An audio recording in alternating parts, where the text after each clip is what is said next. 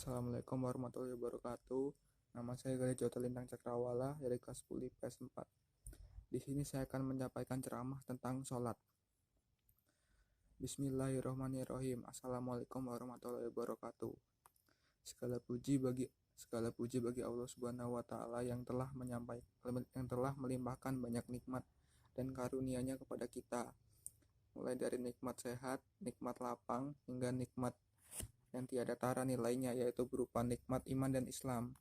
Semoga kita senantiasa diberi hidayah oleh Allah Subhanahu wa taala sehingga kita bisa mensyukuri semua nikmat yang Allah berikan kepada kita. Kedua kalinya tak lupa semoga sholawat dan salam tetap tercurahkan kepada Nabi akhir zaman, yaitu Nabi Muhammad beserta keluarga dan sahabat-sahabatnya yang telah menuntun umatnya dari zaman jahiliyah kepada zaman yang terang benderang, yakni Adinul Islam Wali Iman. Semoga kita semua kelak mendapat syafaatnya di yaumul akhir. Amin. Hadirin yang dimuliakan oleh Allah Subhanahu wa taala, pada kesempatan kali ini saya akan menyampaikan ceramah singkat tentang sholat.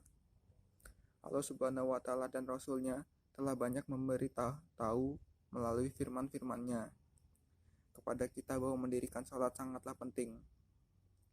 Rasulullah Shallallahu Alaihi Wasallam bersabda, yang artinya sholat adalah tiang agama. Sabda yang paling sederhana, tetapi maknanya sangat besar. Dalam agama Islam, sholat diibaratkan sebagai tiang sebuah bangunan. Jika kita tidak melaksanakan sholat, diibaratkan tiang itu rapuh atau roboh, sehingga bangunannya juga ikut roboh karena tidak ada lagi penyangga.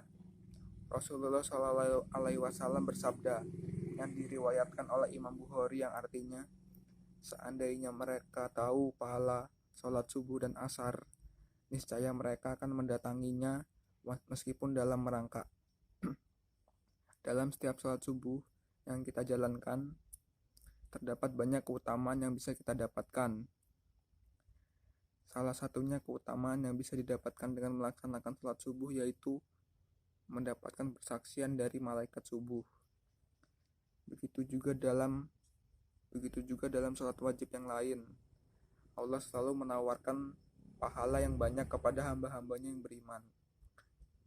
Hadirin yang dirahmati oleh Allah Subhanahu wa taala, dalam melaksanaannya, sholat tidak hanya sekedar kewajiban yang harus dikerjakan. Lebih dari itu, sholat merupakan salah satu bukti seseorang beriman terhadap Allah Subhanahu wa taala. Berapa banyak sekarang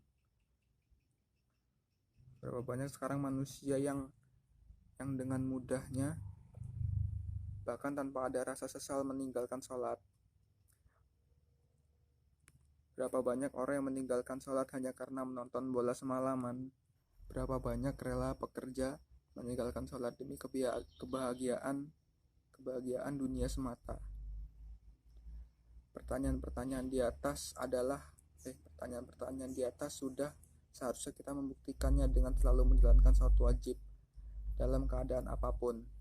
Dalam sebuah hadis sahih menjelaskan bahwa yang membedakan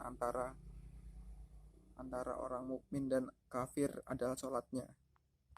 Allah Subhanahu wa taala berfirman dengan Quran surat Al-Ma'un ayat 4-5 yang artinya, maka celakalah orang-orang yang sholat, yaitu orang yang lalai terhadap sholatnya.